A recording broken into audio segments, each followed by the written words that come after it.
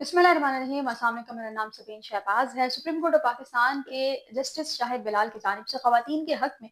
एक अहम फैसला जो है वो आया। फैसला क्या है और किस हवाले से ये फैसला दिया गया है, उस पर बात करेंगे।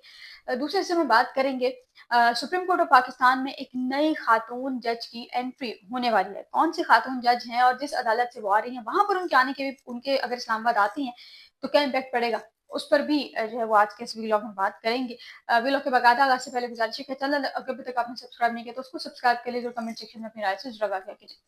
नाज़रीन, पहले हम ज़रा ट्रांसफर वाली बात कर लेते हैं, जो खातून जज आ रही हैं उस पर बात कर लेते हैं और उसके बाद फिर हम जाएंगे जो दूसरी स्टोरी है उसके ऊपर। सुप्रीम कोर्ट ऑफ पाकिस्तान की में दो खवातीन जज हैं। एक जस्टिस आयशा मलिक साहिबा हैं और एक जस्टिस मुसर्रत हिलाली हैं। अब जस्टिस आयशा मलिक जो हैं वो एक अलहदा नेचर की हैं, जैसे मुसर्रत हिलाली जो है वो अलहदा नेचर की है। अब इन दोनों में से एक जो खातून जज हैं, जस्टिस मुसर्रत हिलाली, वो हो रही हैं रिटायर नेक्स्ट मंथ, यानी कि अगस्त 2008 में, सॉरी 8 अगस्त 2026 को जस्टिस मुसर्रत हिलाली जो है वो रिटायर हो रही हैं। और जस्टिस मुसर्रत हिलाली की जगह पर ही एक और खातून जज को जो लाने का फैसला किया गया है। इससे पहले इस्लामाबाद में कोई, सुप्रीम कोर्ट ऑफ पाकिस्तान में स्पेशली कोई खातून जज जो है वो नहीं थी। फिर ये फैसला ये हुआ था जब इमरान खान की हुकूमत थी, उस वक्त में आयशा मलिक साहिबा को जो है वो बतौर जज सुप्रीम कोर्ट ऑफ पाकिस्तान में तैनात जो है वो किया गया था। और उसके बाद फिर अब ये है कि जस्टिस मुसर्रत हिलाली जो है ये सुप्रीम कोर्ट ऑफ पाकिस्तान से रिटायर हो रही हैं और इनकी जगह पे chief justice Lahore high court Aalia Neelam जो है उनको जस्टिस मुसर्रत हिलाली की रिप्लेसमेंट पर आप कह लीजिए कि इस्लामाबाद जो है वो लाया जा रहा है। और अब chief justice Lahore high court Aalia Neelam साहिबा जो है वो इस्लामाबाद में सर्व करेंगी। तो यूं जो है वो इस्लामाबाद में इस्लामाबाद की सुप्रीम कोर्ट में एक चीफ जस्टिस जो है वो बतौर जज अपनी जिम्मेदारियां हैं वो निभाएंगी। इसी इससे रिलेटेड एक खबर है कि जी एक जुडिशल कमीशन का इजलास हुआ तो उसमें ये फैसला किया गया था कि सुप्रीम कोर्ट ऑफ पाकिस्तान के जो जज साहिबान हैं उन पर मुश्तमिल जो जज साहिबान उन पर मुश्तमिल लाहौर जो हाई कोर्ट है उसमें जो कमेटियां तश्कील दी जानी है उसके ऊपर बातचीत होनी थी। और कमेटियां तश्कील दी जाएंगी, उसमें फिर जो हाई कोर्ट के जजेस के इंटरव्यूज जो होने हैं उन इंटरव्यूज के लिए कमेटियां बनाई जाएंगी। और वो कमेटियां जो है वो फिर अपने हिसाब से अपना कोड ऑफ कंडक्ट तय करके और चीजें जो है वो तय करके मेरिट एक तरह से तय करके तो फिर जो है वो जो जजेस हैं उनके इंटरव्यूज जो है वो लेंगे, जो अगर किसी जज को जो है बनाया जाएगा। जुडिशल कमीशन ने ये जजेस के तकरीरों के लिए जो कमेटियां हैं ये बनाई हैं और इन कमेटियों से सुप्रीम कोर्ट ऑफ पाकिस्तान को आउट कर दिया गया। सुप्रीम कोर्ट ऑफ पाकिस्तान का कोई एक भी जज इन कमेटियों में शामिल नहीं है। 4 कमेटियां मजमूई तौर पर बनाई गई हैं, तमाम हाई कोर्ट्स के लिए अलग-अलग से कमेटियां हैं और हर कमेटी में जजेस हैं एफसीसी यानी कि फेडरल कॉन्स्टिट्यूशनल कोर्ट, वफाकी आईनी अदालत और जो है वो लाहौर हाई कोर्ट की खातून जज भी हैं, इस्लामाबाद हाई कोर्ट से भी जजेस हैं, बलूचिस्तान हाई कोर्ट के भी के लिए जो जजेस उनकी भी तैनातियां ज़ाहिर होनी है। तो इन कमेटियों में आईनी अदालत के जस्टिस हसन रिजवी जो है उनको बतौर सरबराह जो मुकर्रर किया गया है, चेयरमैन जो मुकर्रर किया गया है। इसके अलावा chief justice Lahore high court Aalia Neelam जो कि मुस्तकबिल में यानी कि तकरीबन एक महीने के अंदर अंदर इस्लामाबाद आएंगी। तो चीफ जस्टिस आलिया नीलम जो है वो चूंकि सीनियर मोस्ट हैं तो उनको जो है वो तमाम जो कमेटियां हैं उसमें शामिल किया गया है। उनके अलावा जो है वो जस्टिस आमिर फारूक साहब हैं जो कि लाहौर हाई कोर्ट में थे, उसके बाद Islamabad supreme court Islamabad high court आए, अब जो है वो सुप्रीम कोर्ट पाकिस्तान में आए, फिर उसके बाद जो है वो वफाकी आईनी अदालत में जो सर्व कर रहे हैं। तो जस्टिस आमिर फारूक जो हैं वो भी जो है बतौर जज इसमें सर्व करेंगे और कमेटी के मेंबर जो हैं वो होंगे। चेयरमैन मुकर्रर हुए हैं बलूचिस्तान हाई कोर्ट के और लाहौर हाई कोर्ट के, सिंध हाई कोर्ट के। इसके अलावा जो है वो एक मेंबर जो है वो अपोजिशन का होगा, एक मेंबर जो है वो अपोजिशन का होगा जो कि है बैरिस्टर अली जफर साहब। एक जो है वो हुकूमत की तरफ से होंगे जो कि फारूक नाइक साहब है, अटॉर्नी जनरल गवर्नमेंट का हिस्सा एक, तो एक अटॉर्नी जनरल साहब हो गए और एहसन बून जो कि मेंबर बार काउंसिल हैं वो जो है वो इस कमेटी का हिस्सा हैं। तो यूं ये कमेटी जो है अपने काम का जो आगाज है वो करेगी, लेकिन इस कमेटी से सुप्रीम कोर्ट ऑफ पाकिस्तान के जजेस को जो है वो आउट कर दिया गया है। अब आउट किया क्यों गया है ये जाहिर है समझने वालों के लिए इशारा काफी है, लेकिन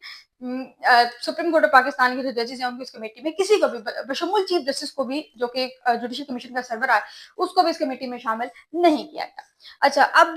justice supreme court of Pakistan के जस्टिस शाहिद बिलाल जो उनका एक फैसला जो है वो आया है और उन्होंने 71 साल बाद एक जो फैसला है वो 71 साल बाद इस केस का फैसला हुआ है और ये फैसला खवातीन के लिए کافی ضروری ہے، کیونکہ ہمارے یہاں پر پاکستان میں انفارچونیٹلی ایک ٹرینڈ یہ ہے کہ بہنیں جو ہیں وہ آپ کہہ لیں کہ بھائیوں سے فیور کے لیے یا بھائیوں سے محبت کے اظہار میں بہنیں اپنا حصہ نہیں لیتی، تو سپریم کورٹ نے اس کو لازماً قرار دیا ہے کہ خاتون اپنا حصہ لے گی۔ سپریم کورٹ نے جو ہے اس میں ہائی کورٹ اور ٹرائل کورٹ کے فیصلے جن کو کالعدم کیا ہے، 13 صفحات پر مشتمل یہ فیصلہ ہے، اور اس میں کہا ہے کہ خواتین کی وراثتی حقوق کا جو تحفظ ہے وہ صرف ریاست کی ذمہ داری نہیں ہے، سول سوسائٹی، علماء، ریونیو حکام اور قانونی ماہرین ان حقوق سے انحراف کو روکیں۔ وراثت خواتین کا شرعی حق ہے، خاتون کو شرعی و قانونی حق وراثت سے محروم رکھنا غیر آئینی اور غیر اسلامی ہے۔ جعلی ہبہ، فراڈ اور خاندانی دباؤ سے خواتین کی جو وراثتی حقوق ہے وہ ختم نہیں ہو سکتے، اور خواتین کے وراثتی حقوق کے معاملے پر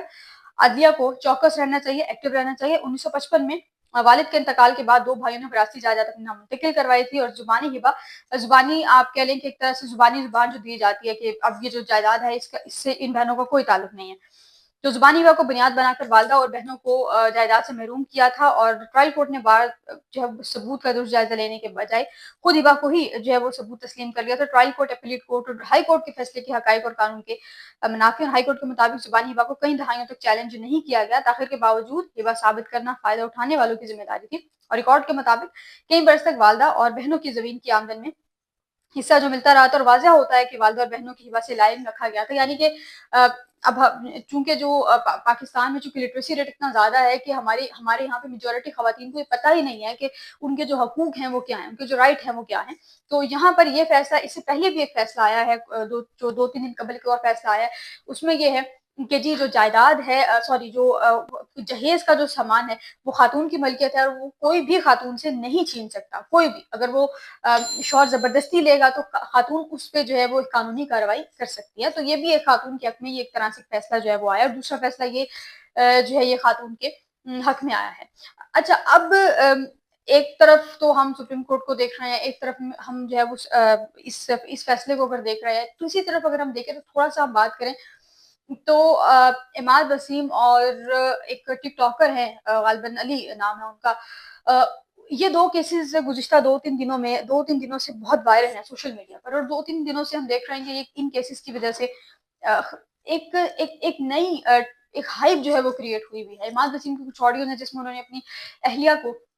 پولیس کے سامنے اور اپنے بچوں کے سامنے جو ہے وہ ڈائیورس دی ہے، اور اسی طرح وہ دوسرے جو ہیں، علی نام ہے غالباً ان کا، انہوں نے سوشل میڈیا پر اپنا کیمرہ آن کر جو ہے وہ اپنی بیوی کو ڈائیورس دی ہے، اور اس کے بھائیوں کے سامنے ڈائیورس دی ہے، تو یہ ہمارا معاشرہ کس طرف جا رہا ہے اس وقت میں بھی جب لٹریسی ریٹ زیادہ ہے، لیکن ان شہروں کا جن شہروں میں اس طرح سے پڑھائی نہیں ہوتی ہے، ان شہروں میں جہاں پہ آپ کہہ لیں کہ اسکول اس طرح سے نہیں ہے، فیسلٹیز نہیں ہیں، لیکن کراچی جیسے علاقے میں اور کراچی جیسے شہر میں، علی حیدرآباد یا گیس کراچی سے ہی ہیں، لیکن عماد وسیم جو ہے ایک قومی کرکٹر ہے، نیشنل کرکٹر ہے پاکستان کا، وہ دنیا بھر میں پاکستانی کرکٹ ٹیم کی نمائندگی جو ہے وہ کرتے ہیں، جہاں بھی پاکستانی کرکٹ ٹیم کا نام آئے گا عماد وسیم کا نام جو ہے وہ اس میں آتا ہے، لیکن ان تمام چیزوں کے باوجود ہماری سوسائٹی جو ہے کس طرف جا رہی ہے، خدا را بیٹیوں کا جو ہے وہ کوئی بھی بیٹی ہو، بیٹی جو ہے وہ بیٹی ہی ہوتی ہے، تو بیٹیوں کے حوالے سے سوچ سمجھ کر جو فیصلہ ہے وہ کیا کیجیے۔ پھر وقت کے لیے مجھے اجازت دیجیے، اللہ حافظ۔